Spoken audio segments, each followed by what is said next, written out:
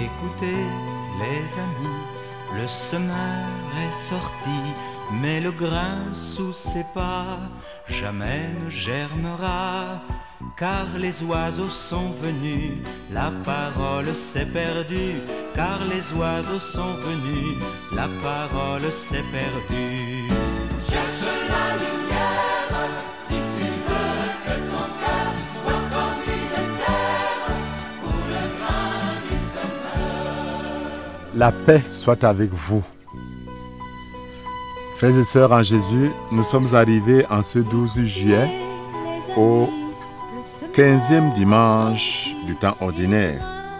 Les textes d'aujourd'hui nous viennent du prophète Isaïe au chapitre 55 qui parle de l'efficacité, de la puissance de la parole de Dieu.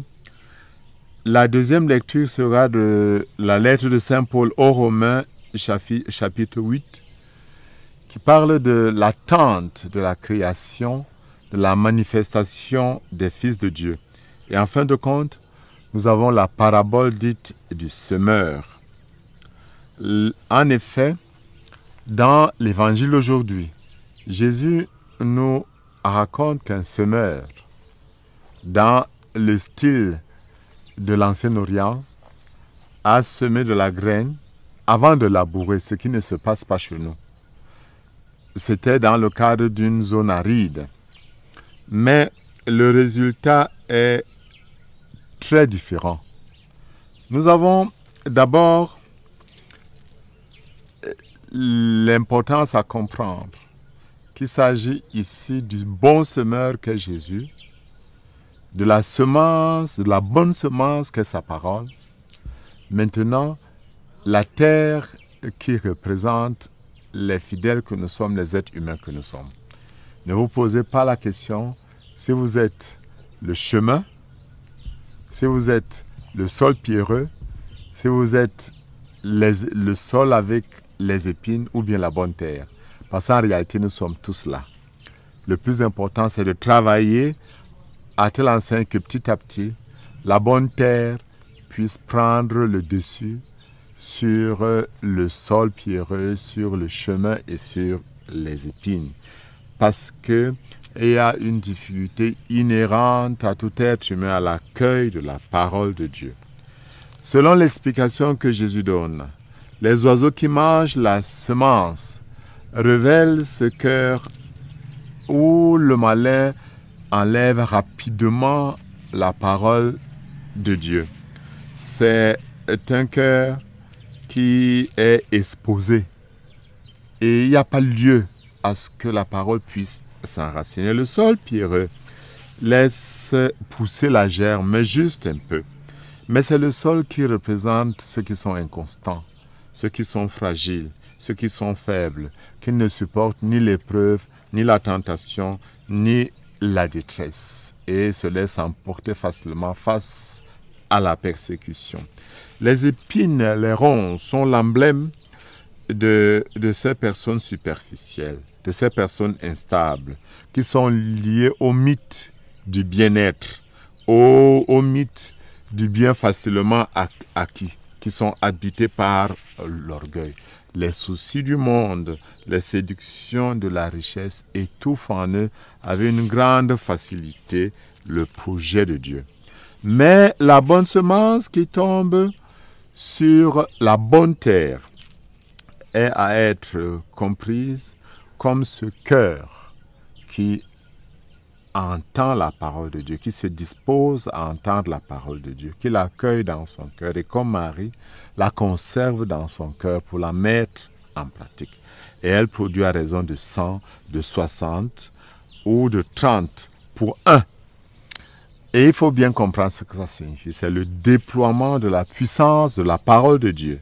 C'est la certitude de l'efficacité de la parole de Dieu.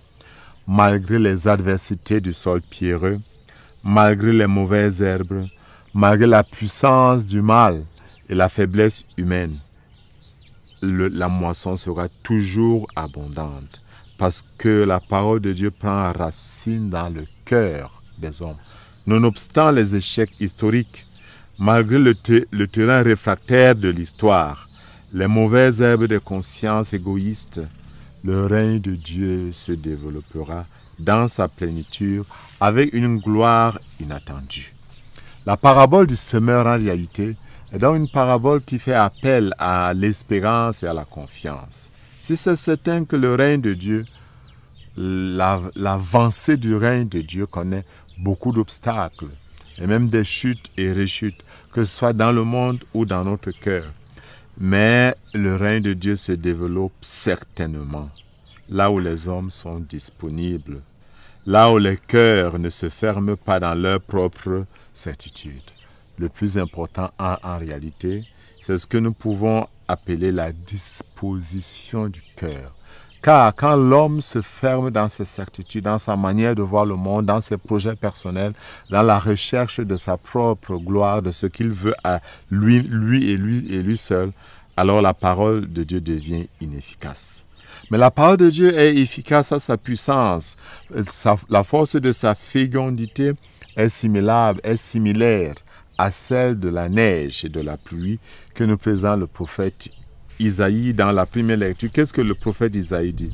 La pluie et la neige qui descendent des cieux n'y retournent pas sans avoir abreuvé la terre, sans l'avoir fécondée et l'avoir fait germer, donnant la semence au semeur et le pain à celui qui doit manger. Voilà cette certitude qui doit nous habiter. La terre est fécondée et germée obligatoirement par la manifestation de la puissance de Dieu. Mais quelle est la condition? Pour que la parole de Dieu germe, pour que la parole de Dieu soit féconde, pour que le règne de Dieu grandisse, pour que la grâce de Dieu porte des fruits qui demeurent. Il faut notre disponibilité. Il faut obligatoirement notre collaboration. Il faut une bonne disposition du cœur. Le monde, l'humanité, la création tout entière est en attente de la manifestation des fils de Dieu. Ce n'est pas une manifestation dans la gloire, c'est une manifestation simple. La disponibilité que Dieu attend de nous pour que chacun de nous puisse dire comme la Vierge Marie, Seigneur, je renonce à mon projet, je renonce à mes désirs, qu'il me soit fait selon ta parole. Alors, cette disponibilité, cette ouverture du cœur créera ce que le Seigneur désire et le règne de Dieu avancera. Le Seigneur donne au sage et quand le sage reçoit, il produit davantage. Quand nous choisissons d'aller sur le mauvais chemin, chaque pas que nous faisons nous avance vers le mauvais chemin. Quand nous faisons le choix du bon chemin, chaque pas que nous faisons nous rapproche du règne de Dieu. Quand nous nous prédisposons, chaque prédisposition fait que nous nous enrichons davantage. Voilà pourquoi Jésus dit, à celui qui a, on donnera davantage. Celui qui est disponible sera toujours davantage disponible.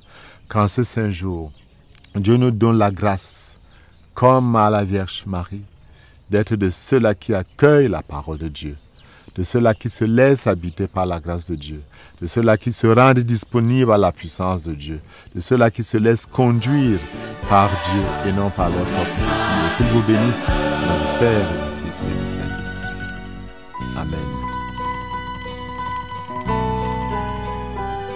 Écoutez les amis, le semeur est sorti pour un seul grain de blé, un épi s'est dressé.